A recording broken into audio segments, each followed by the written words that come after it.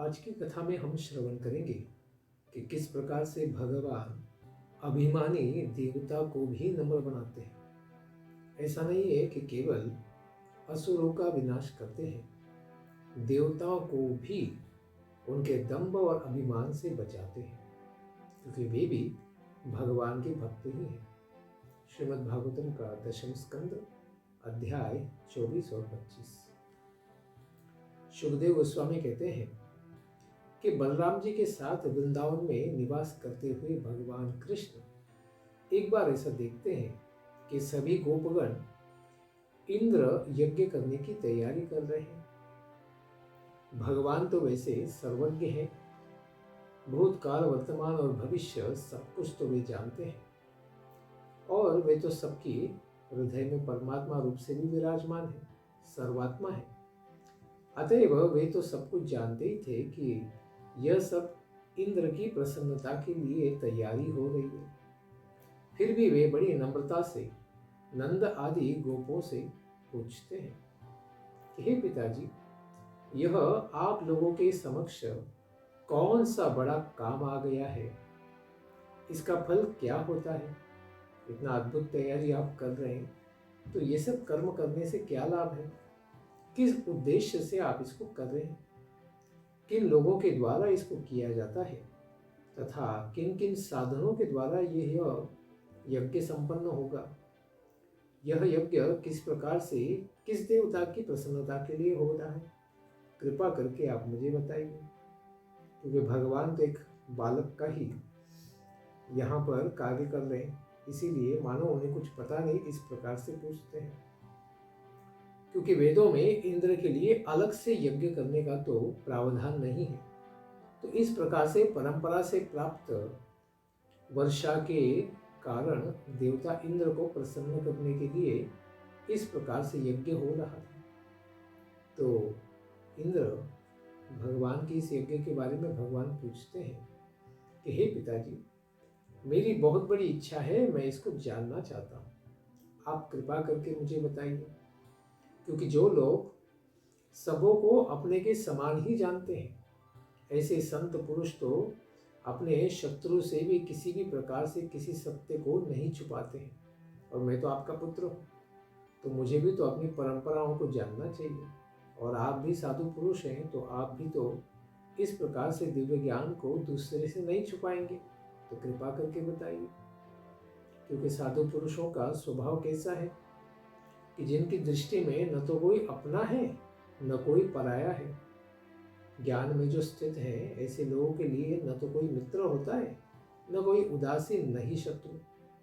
तो ऐसे लोगों के पास कोई भी छिपाने वाली बात तो होती नहीं, और यदि ऐसी बात नहीं है तो फिर रहस्य की बात तो शत्रु की भांति उदासीन को भी तो नहीं बताना चाहिए। तो आप तो मित्रों के साथ इस यज्ञ को कर रहे, और मित्र तो अपने समान ही होते हैं, अतएव उनसे तो किसी भी प्रकार की बात को छिपाना नहीं चाहिए। यह संसारी पुरुष कार्यों को जानकर सोच समझकर भी करता है, और बिना सोचे समझे भी तो करता है।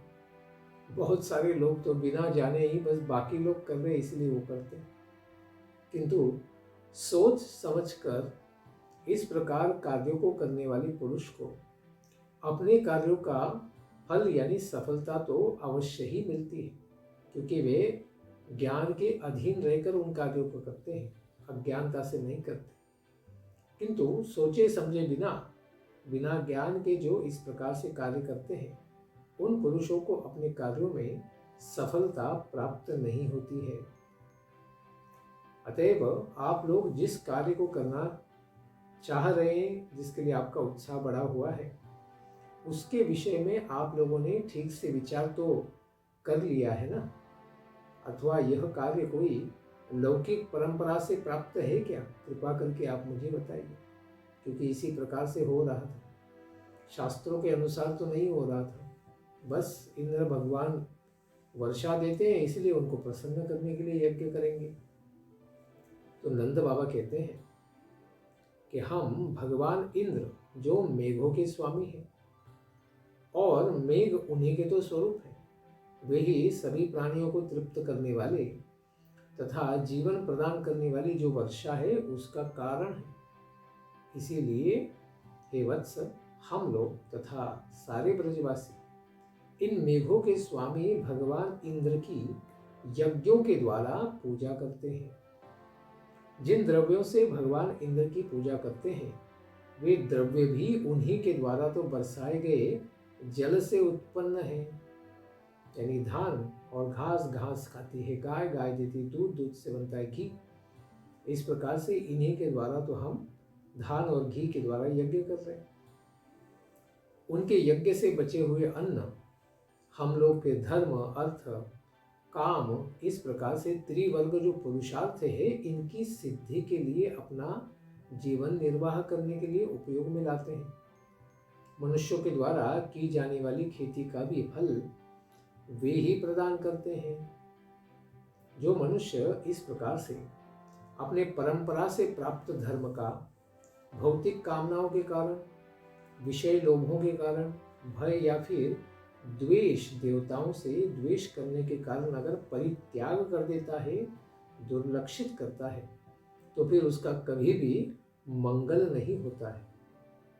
तो सुखदेव गोस्वामी कहते हैं कि इस प्रकार नंद जी की तथा दूसरे ब्रजवासियों के द्वारा वाणी सुनकर भगवान केशव, जिनके बड़े सुंदर काले घुंघराले बाल हैं, ऐसे भगवान कृष्ण इंद्र के प्रति क्रोध को प्रदर्शित करते हुए नंद बाबा से कहते हैं कि वह ये तो इंद्र ही भगवान मन के बैठे। भगवान कृष्ण कहते हैं कर्मणा जायते जंतु कर्मणैव निलीयते। यहाँ पर कर्म मीमांसा के सिद्धांत को आगे लाते हैं इंद्र को नम्र बनाने के लिए। कहते हैं कि जीवन तो अपने कर्मों के अनुसार तत्त योनियों में जन्म लेना जीव के लिए भाग पड़ता है। जैसे कर्म उसी प्रकार से जन्म, और कर्म से ही तो वह मर जाता है। उसके कर्म के ही अनुसार सुख, दुख, भय तथा कल्याण उसे प्राप्त होते हैं। तो यहाँ पर भगवान सर्वप्रथम कर्मवाद के द्वारा देवताओं का निराकरण करते हैं कि अगर कर्म अच्छा है तो देवताओं को अच्छा ही करना पड़ेगा, और कर्म बुरा है तो देवताओं को भी बुरा करना पड़ेगा। यानी उस प्रकार के परिणाम ही उस जीव को देने पड़ेंगे। इसीलिए कर्म सिद्धांतों को कहते हैं। यदि कहें कि कर्म तो जड़ है, उसमें तो कोई चेतना नहीं होती है, अतएव केवल कर्म से फल की प्राप्ति कैसे होती है, तो इस पर कहते हैं कि मीमांसा का ज्ञान प्राप्त नहीं करने के कारण आप सब लोगों ने अपने मन से कल्पना करके श्रद्धा कर ली है। कर्म के ऊपर विश्वास नहीं, आपको देवताओं के ऊपर विश्वास हो गया है। क्योंकि मीमांसा शास्त्र कहता है कि कर्मों के द्वारा फल की प्राप्ति होती है, इसमें कोई भी अनुपपत्ति नहीं है। कर्मों के फल प्रदातृत्व के शास्त्रों के ही वाक्य ही प्रमाण है। इस प्रकार से देवताओं को निम्न दिखाने वाला यह कर्म सिद्धांत है।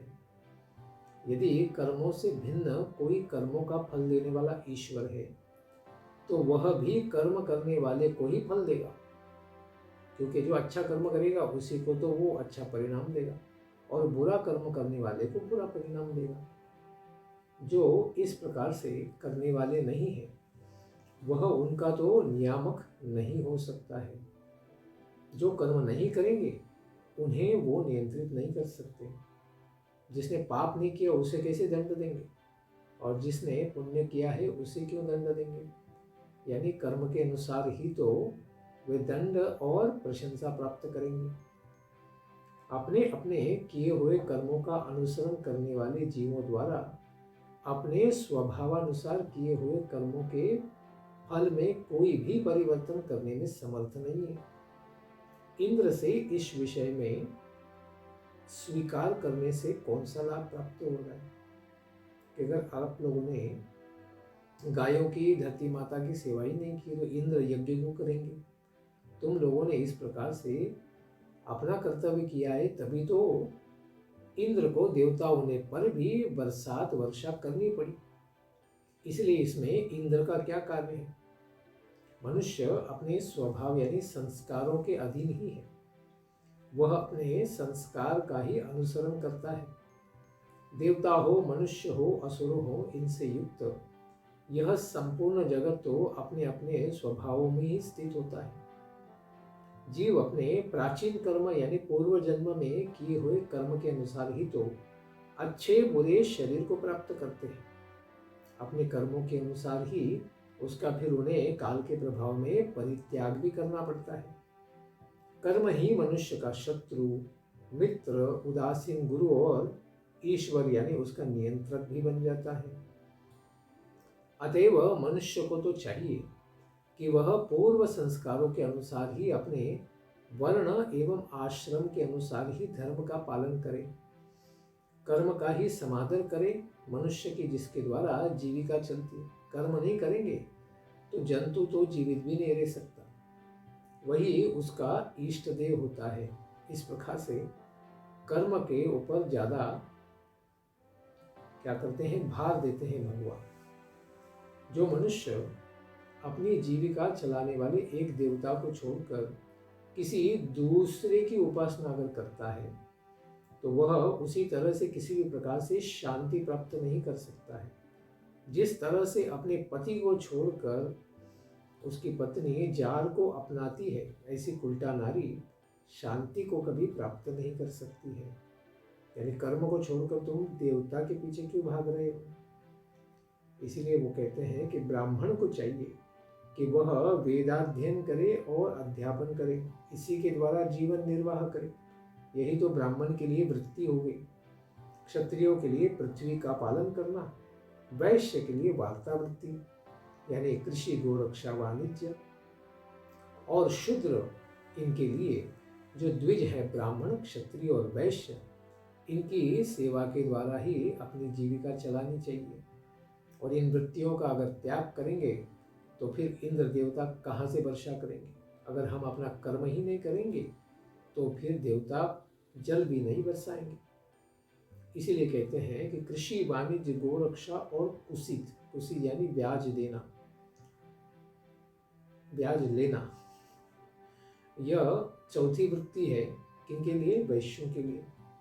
क्योंकि सारा आनंद बाबा का परिवार वैश्य परिवार है, इसीलिए कहते हैं कि वैश्यों की वृत्ति 4 प्रकार की है। उसमें भी हम सब केवल गोपालन ही करते, 4 में से एक ही करते, गोरक्षा। इतना ही करते तो यही हमारा कर्म है।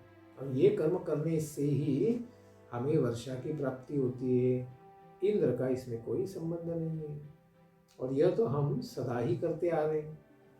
जगत की इस प्रकार से स्थिति है। उत्पत्ति और लय इनके कारण क्रमशः तो सत्वगुण है, स्थिति बना के रखते हैं। रजोगुण इनसे निर्मिति होती है, और तमोगुण के द्वारा लय हो जाता है, नाश हो जाता है। इस प्रकार यह जग तो गुणों में बांधा गया है।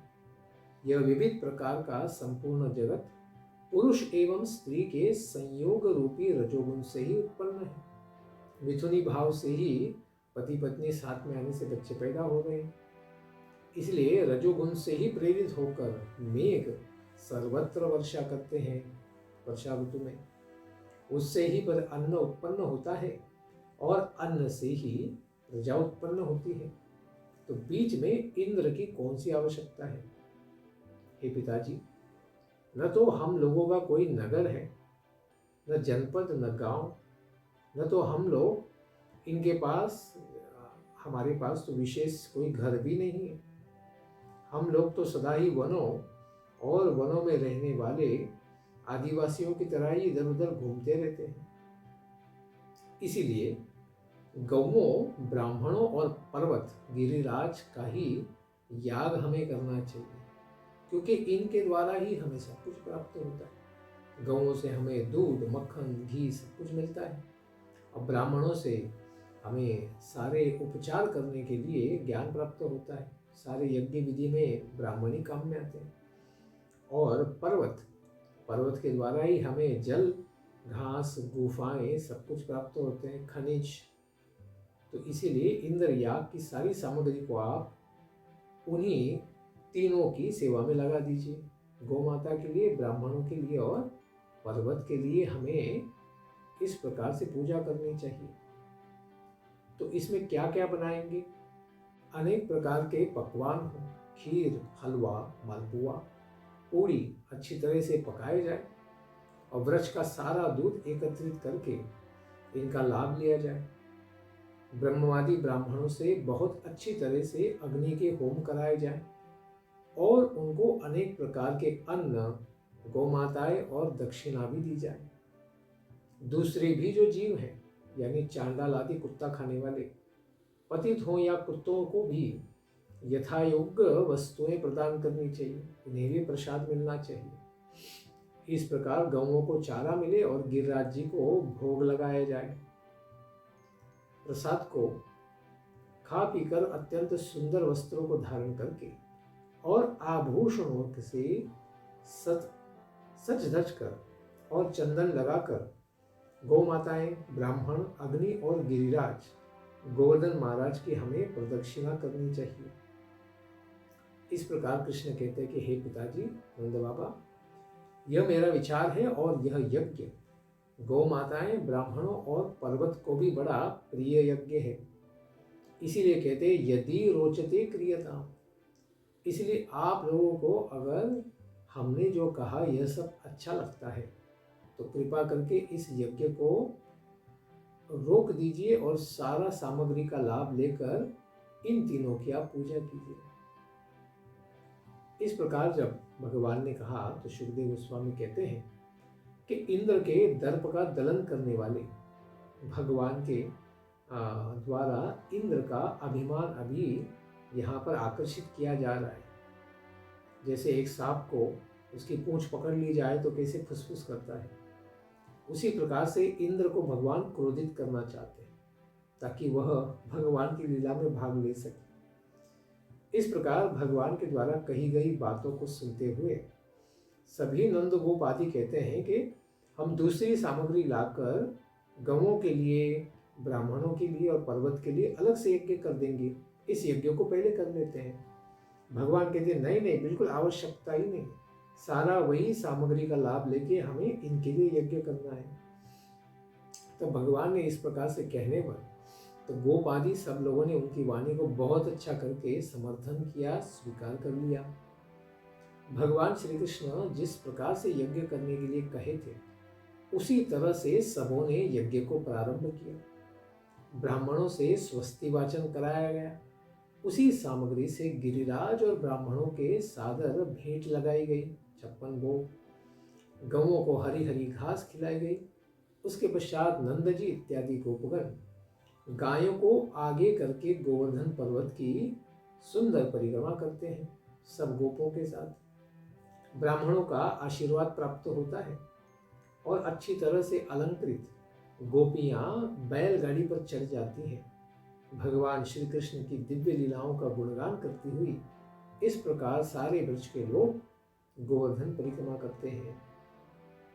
भगवान श्री कृष्ण गोपों में विश्वास उत्पन्न कराने के लिए फिर विशालकाय रूप धारण करके पर्वत मैं ही हूँ, इस प्रकार से सुंदर दर्शन सारे ब्रजवासियों को देते हैं और बहुत अधिक मात्रा में सारी सामग्री का भोग उन्हें जो चढ़ाया जाता है उन सबको भगवान बड़े बड़े हाथ फैलाकर स्वीकार करके पीते हैं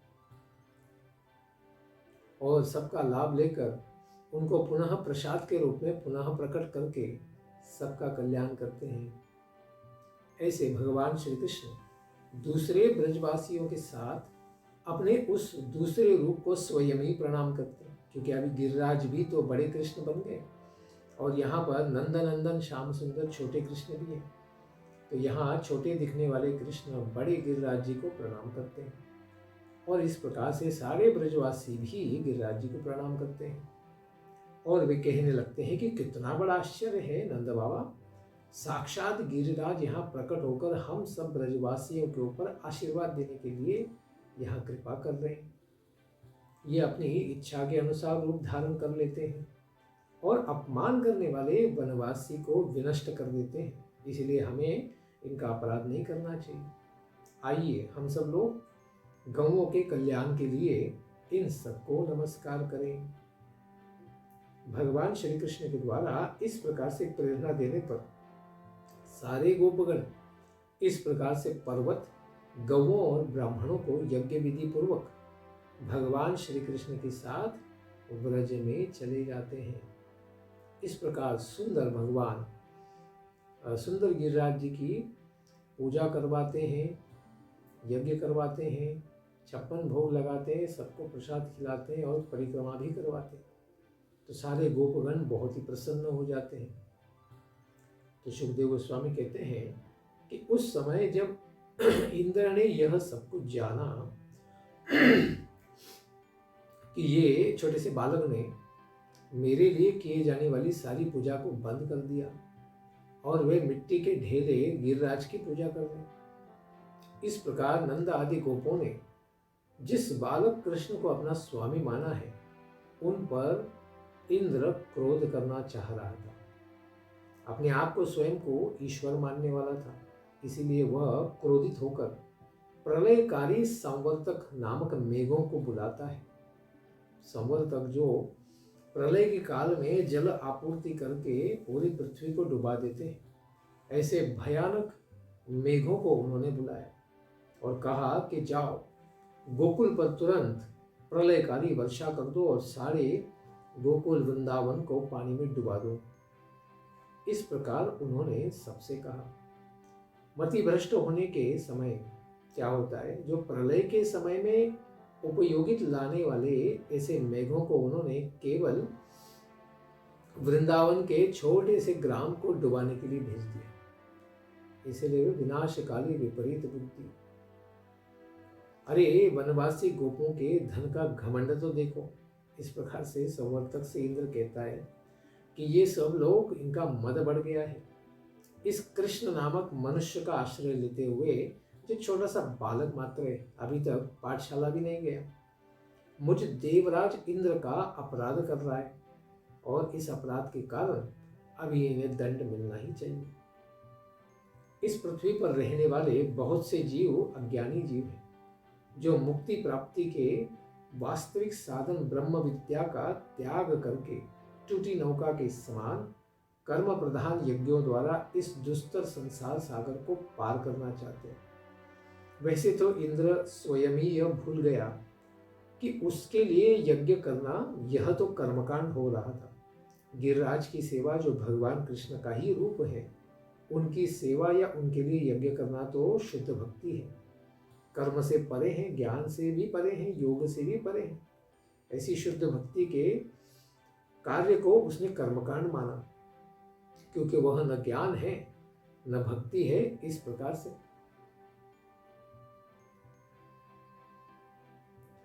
वो कृष्ण के बारे में अपराध करते हुए कहता है कि कृष्ण बालक कैसा है, वकवादी है, मूर्ख है, दुर्विनीत है, अज्ञानी है तथा अपने आप को पंडित मानने वाले हैं। मृत्यु का ग्रास भूत, यानी भगवान कृष्ण भी कोई सामान्य बालक होकर मरने वाले, इस प्रकार से कहता है। इस प्रकार इस छोटे से बालक का, मनुष्य का सहारा लेकर गोपों ने मेरा बहुत ही विशेष अपराध कर दिया है, अपमान कर दिया है। तो कोई कहेंगे कि इंद्र बोल रहे वो ठीक है, लेकिन सरस्वती माता ने, जो भगवान की पत्नी है, सेविका है, उन्होंने इस प्रकार से इन शब्दों को कैसे प्रकट होने दिया? तो यहाँ पर भाव प्रकट किया गया है कि इसका सारस्वत अर्थ भी है। वाचाल यानी बहुत बोलने वाले, बालिश बच्चा, अपने आप को पंडित मानने वाले, इसलिए दुर्विनीत। इस प्रकार से यद्यपि इंद्र निंदा के लिए इन शब्दों को प्रयोग करते हैं, फिर भी इंद्र की इस वाणी से भगवान की प्रशंसा भी होती है। यह सारस्वत अर्थ है। इस प्रकार से है कि वाचालम यानी जो शास्त्रिक वेद्य, शास्त्रों के द्वारा जाने जाने वाला या फिर शास्त्रों को जानने वाला, दोनों अर्थ हैं, उसको वाचाल कहते हैं। भगवान शास्त्रों को जानते भी हैं, शास्त्रों के द्वारा भगवान को ही जाना जाता है। बालिशम अर्थात बच्चे के समान अभिमान रहित। बालक अभिमान करता हुआ सा दिखता है, लेकिन उसका अभिमान नहीं होता है। उसी प्रकार से भगवान बालिश के रूप में छोटे बालक हैं, लेकिन उनमें अभिमान नहीं। अपने से भिन्न किसी दूसरे के वंद्य नहीं होने से वे अनम्र हैं, क्योंकि भगवान से अधिक नम्र तो कोई हो नहीं सकता, और भगवान के चरणों पर ही ब्रह्मा शिव भी नतमस्तक होते हैं। इस प्रकार से उन्हें अनम्र कहा। अज्ञम अर्थात जिनसे बढ़कर किसी को और अधिक ज्ञान नहीं है, उनसे बढ़कर कोई ज्ञानी नहीं हो सकता है, अर्थात भगवान ही सर्वज्ञ है। इसके बाद कहा पंडित मानिनम, अर्थात ब्रह्मज्ञानियों के द्वारा बहुत अधिक समादर किए जाने के योग्य है भगवान कृष्ण, अर्थात सदानंद स्वरम, स्वयं ही स्वरूप परब्रह्म है उनका। इसीलिए भगवान पंडित भी है और आनंद घन परब्रह्म भी है। मर्त्यम कहा इसके बाद, इतना सब कुछ होने पर भी भक्तवत्सल होने के कारण वे ब्रजवासियों को लगे नहीं कि हमारे साथ कोई देवता रहने आ गया है, इसीलिए तो मनुष्यों के जैसा रूप उन्होंने प्रकट किया है। इसीलिए सारस्वत अर्थ के द्वारा सरस्वती कभी भी वाणी के द्वारा, ध्वनि के द्वारा भगवान का अपराध नहीं होने देती। लेकिन मद और अहंकार से भरे हुए इंद्र तो क्रोधित ही थे।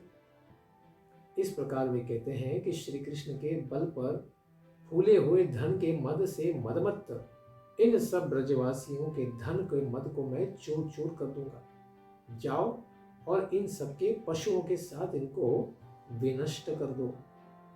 मैं भी नंद के गोष्ठ को विनष्ट करने के लिए स्वयं तुम्हारे पीछे पीछे अत्यंत पराक्रमी मरुदगणों के साथ ऐरावत हाथी पर चढ़कर वज्र लेकर आता हूं। छोटे से बालक अगर समझते हैं भगवान कृष्ण को तो इतनी बड़ी तैयारी क्यों कर रहे हैं? क्योंकि डर है यह भगवान अगर है तो फिर मेरा ही नाश न हो जाए। इसीलिए डर के मारे एक छोटे बालक को मारने के लिए इतनी बड़ी सेना लेकर आ रहे हैं। तो शुभदेव गोस्वामी कहते हैं, इस तरह से इंद्र के द्वारा आज्ञप्त तथा बंधन रहित मेघ यानी संवर्तक आदि श्री नंद जी के व्रज पर वहां पर चले आते हैं और अत्यंत भयानक मूसलाधार पानी की वर्षा चालू कर देते हैं, जिससे संपूर्ण व्रज पीड़ित होना प्रारंभ हो जाता है। क्योंकि मुसल के समान एक एक बूंद इतने बड़े बड़े गिर रहे थे, स्तंभों के जैसे। बिजलियां चमकने लगी, मेघ आपस में टकराकर कड़कने लगे। तेज आंधी की प्रेरणा से मेघ ओले, बड़े बड़े ओले बरसाने लगे। जैसे इस बार कुछ मध्य प्रदेश आदि क्षेत्रों में क्रिकेट की गेंद से भी बड़े बड़े ओले गिरे हैं। जब बारंबार खंबे के समान मोटी जलधारा ऐसे गिराने लगे वे संवर्तक मेघ, तब संपूर्ण ब्रजभूमि इतना पानी वहां पर भर गया और ऊंचा हो गया तो कहीं नीचा हो गया। किसी का पता नहीं चल रहा था कि पानी कहाँ पर है और भूमि कहाँ पर। सब लोग परेशान हो गए। ऐसी अत्यधिक वर्षा और भयानक झंझावाती हवा के कारण पशुगण भी गौ माताएं कांप उठी, उन्हें ठंडी लगने लगी और अत्यंत घबराए हुए गोप और गोपियों ने भगवान कृष्ण को जोर से पुकारा। मूसलाधार वर्षा से पीड़ित होने के कारण अपने शरीर और बच्चों को किसी प्रकार से शरीर से ढककर कांपते हुए भगवान की शरणागति में सब लोग आते हैं और कहते हैं कि हे कृष्ण महाभाग त्वन्नाथम गोकुलम प्रभु, हे कृष्ण करके चिल्लाते हैं। कहते हैं हे भक्तवत्सल प्रभु, हे महाभाग्यवान संपूर्ण गोकुल के स्वामी तो आप ही हैं। इस प्रकार आपने इंद्र को क्रोधित कर दिया है और कोप से फिर हम सबको मारने का प्रयास कर रहा है। कृपा करके त्रातुमर्हसि, हम सबकी रक्षा की जाए, कृपा करके हमें बचाइए। ओला तथा वर्षा के मार से मानो हम सब बेहोशी हो रहे, इसलिए हम सबको आप कृपा करके बचाइए। इस प्रकार भगवान ने देखा कि मेरे सारे भक्तों को इंद्र प्रताड़ित कर रहा है। इसको जानकर तुरंत उन्होंने समझ लिया कि यह सब इंद्र का ही कार्य है। अपने यज्ञ के बंद हो जाने के कारण उसने क्रोध दिखाया है।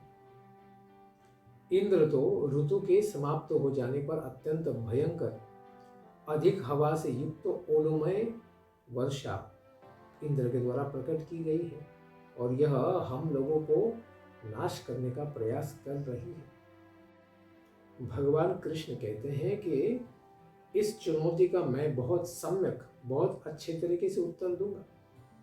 मैं अपने को संसार के स्वामी मानने वाले इस इंद्र के मद को चूर चूर करके पाउडर बना दूंगा। सत्वगुण से संपन्न होने पर भी देवताओं को अपने का कि मैं लोकेश हूं, सारे लोगों का स्वामी हो, इस प्रकार से मद होना ठीक नहीं है। यह उचित ही है कि मैं सत्वगुण संपन्न देवताओं का दर्प उनके हृदय से दूर कर दूं। क्योंकि यदि कोई कहे अरे देवता तो सत्वगुणी होते हैं, वो तो भगवान के भक्त ही होते हैं, उनको अज्ञान अंधकार हो ही कैसे सकता है। सद्भाव शब्द से सत्वगुण को और भगवान की भक्ति को भी तो कहा जाता है। इस प्रकार मेरी भक्ति से युक्त होने वाले देवताओं को मैं सारे लोगों का स्वामी हूं, इस प्रकार का गर्व होना तो ठीक नहीं, क्योंकि उन्हें तो पता है भगवान तो कृष्ण ही है। इसके कारण वे दुष्ट प्रकृति के हो जाते हैं। अतएव उन सबों के घमंड को दूर करने से उन सबों को मैं शांति प्राप्त करा दूंगा। क्योंकि अगर वो मेरे भक्त हैं तो उनका कल्याण करना भी तो मेरा ही कर्तव्य है। इसीलिए मैं उनका मद का नाश कर दूंगा।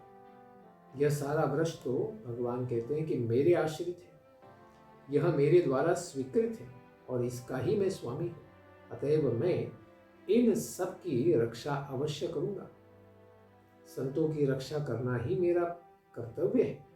स्वात्म योगेन गोपाई, इसके पालन का अवसर अभी यहाँ पर आ गया है। इस प्रकार भगवान कहते हैं। और खेल खेल में गिरिराज गोवर्धन महाराज को अपने एक ही हाथ में, बाएं हाथ के सबसे छोटी उंगली के ऊपर क्या करते, उखाड़ कर रख देते हैं, धारण करते हैं।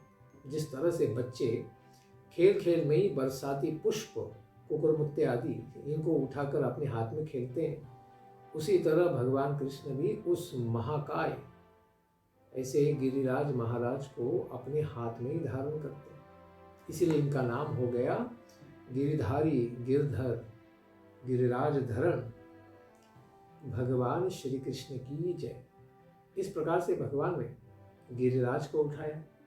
उसके पश्चात सब गोपों से कहा कि हे माताजी, हे पिताजी, हे ब्रजवासियों, आप सब लोग अपनी सारी सामग्री और गौ माताएं बछड़ों के साथ, अपने बच्चों के साथ सब लोग इस पर्वत के नीचे के गड्ढे में प्रवेश कर जाओ, जहां पर भगवान ने गिरिराज को उठाकर रखा था।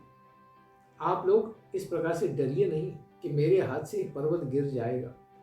इस आंधी और पानी के डर से आप लोगों को बचाने के लिए ही मैंने यह कार्य किया है।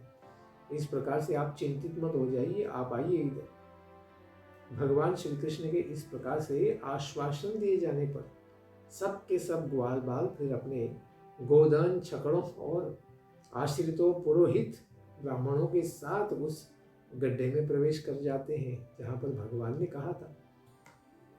भगवान श्री कृष्ण इस प्रकार भूख प्यास की पीड़ा और सुख की अपेक्षा को पूरी तरह त्याग कर ब्रजवासियों के द्वारा देखे जाते हुए भगवान श्री कृष्ण ने, नंदन श्याम सुंदर ने उस पर्वत को 1 सप्ताह दिन और रात प्रतिक्षण धारण करके रखा। और वे अपने स्थान से कभी हिले भी नहीं, क्योंकि वो हिलेंगे तो सब नष्ट हो जाते। इस प्रकार से भगवान ने सब ब्रजवासियों को गौ माताएं बछड़ों के साथ बचा लिया। ऐसे भगवान ने अपनी दिव्य लीला का विस्तार किया और ऐसे भगवान की शक्ति का प्रभाव देखकर अत्यंत आश्चर्यचकित इंद्र किम कर्तव्य विमूढ़ हो गए। अरे मैंने क्या कर दिया, मैं तो फंस गया अभी। इस प्रकार उसने बहुत वज्रपात किया और अपनी माया का प्रभाव दिखाने का प्रयास किया।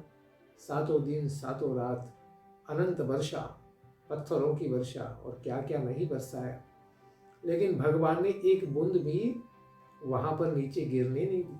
इस प्रकार की भगवान की अद्भुत माया शक्ति ने इंद्र की माया का नाश कर दिया।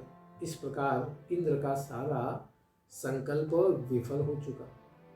फिर वो बेचारा परेशान हो गया और 7 दिन 7 रात के पश्चात संवर्तक आदि मेघों को और अपने देवताओं को वर्षा से रोक दिया, क्योंकि वो पूरी तरह हार चुका था। मेघों से रहित आकाश को, उदित हुए दिव्य सूर्य को और भयंकर वायु एवं वर्षा को बंद हुए देखकर गोवर्धन पर्वत को धारण करते हुए भगवान श्री कृष्ण गोपों से कहते हैं कि हे गोपों, अपनी स्त्री, धन और बच्चों के साथ आप लोग अभी बाहर निकल सकते हैं। आप लोग डरे नहीं।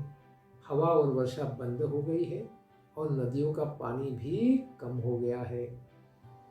इस प्रकार भगवान की आज्ञा को प्राप्त करके सभी गोपगण अपने अपने गोधन, बच्चों, स्त्रियां, बूढ़ों के साथ, ब्राह्मणों के साथ अपनी सारी सामग्री गाड़ियों पर लाद कर फिर धीरे धीरे वहां से बाहर निकल जाते हैं। सर्वप्रथम भगवान भी उस पर्वत को खेल खेल में ही उसके अपने स्थान पर वापस रख देते हैं। और यह सब क्योंकि उठाया तब तो ब्रजवासियों ने देखा नहीं था, लेकिन जब भगवान किस प्रकार से उस पर्वत को अपने स्थान पर रख रहे हैं, इसको सब ब्रजवासियों ने अपने हाथ से देखा। जैसे छकड़े को भगवान ने कैसे गिरा दिया, यह उन्होंने नहीं देखा था। और महाकाय ऐसे नलकुबेर और मणिग्रीव बने हुए वृक्षों को, अर्जुन वृक्षों को भगवान ने कैसे तोड़ दिया, इसको भी उन्होंने देखा नहीं था। उतना राक्षसी को किस प्रकार से मार दिया, इसका भी उन्होंने दर्शन नहीं किया था। लेकिन अभी पहली बार यहाँ पर भगवान ने किस प्रकार से गोवर्धन को अपने हाथ से ही पुनः वापस रखा, इसका दर्शन सब ब्रजवासियों ने अपनी आंखों से किया। ब्रजवासियों का हृदय प्रेम के आवेग से भर गया। अरे, कान्हा कितना महान है, हमारे सबके कल्याण के लिए क्या क्या करता है। इस प्रकार वे भगवान के पास दौड़कर वापस आ गए और उनको हृदय से गले से लगा लिया और उनका आनंद से अश्रुपात हो गया। कुछ गोपियों ने भी भगवान का आलिंगन किया और बड़ी बड़ी गोपियों ने बड़ा स्नेहपूर्वक उनको दही, चावल और जल से तिलक लगाया तथा उन सबको गोपों सहित सब लोगों ने आशीर्वाद दिया। स्नेहातुर माता यशोदा जी, रोहिणी माता, नंद बाबा और बलवानों में श्रेष्ठ दाऊजी महाराज, इन लोगों ने भगवान को हृदय से बड़े सुंदरता से आलिंगन किया और भगवान को आशीर्वाद दिया। उस समय आकाश में विद्यमान सारे देवगण, साध्यगण, सिद्ध, गंधर्व और चारण आदि वे भी प्रसन्न हो जाते हैं, क्योंकि भगवान ने उन सबको हरा दिया इंद्र के साथ। तो उन्हें पता है भगवान विजयी हो गए, इसीलिए भगवान की स्तुति करते हैं और उनके ऊपर दिव्य पुष्पों की वर्षा भी करते हैं। आकाश में देवताओं के द्वारा प्रेरित होकर शंख, दुंदुभी बजने लगी और तुम्बुरु इत्यादि नारद आदि गंधर्व संगीत करने लगे। उसके पश्चात अपने में अनुरक्त सारे जो गोप हैं, इनके द्वारा सेवित भगवान बलराम जी के साथ आनंद से बांसुरी बजाते हुए ब्रज में वापस लौट आते हैं। उनके साथ गोपियां भी अपने हृदय को आकृष्ट करने वाले इस प्रकार सुंदर गोवर्धन धारण की लीलाओं का दर्शन करती हैं। उनका गान करती हुई गोपियां भी आनंद पूर्वक ब्रज में वापस लौट आती हैं। तो सारे ब्रज को आनंदित करने वाले, इंद्र के मद से सबको बचाने वाले भगवान कृष्ण ने इतनी सुंदर लीलाओं को प्रदर्शित किया। इसके पश्चात इंद्र अपनी माफी मांगेंगे भगवान से, जिसको हम श्रवण करेंगे आने वाले सत्र में। धन्यवाद। हरे कृष्ण। गिरिराज गोवर्धन लीला की जय। हिताय गौर प्रेमानंदे हरि हरि बोल। जय जय श्री राधे श्याम। जय जय श्री वृंदावन धाम।